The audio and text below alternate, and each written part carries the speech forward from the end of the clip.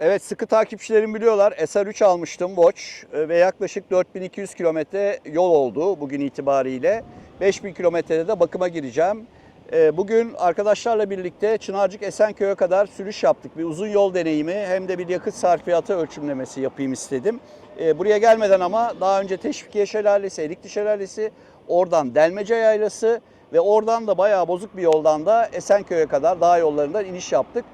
Bu sırada bir şey fark ettim. Motosiklet her ne kadar yol motoru olarak tasarlanmış olsa da aslında ADV diyebileceğimiz, yani bozuk zeminde de oldukça konforlu bir sürüş imkanı bana. Motorla ilgili testlerim devam edecek. Takipte kalın diyorum ve merak ettiğiniz bir şeyler varsa da hemen yorum kısmına bekliyorum.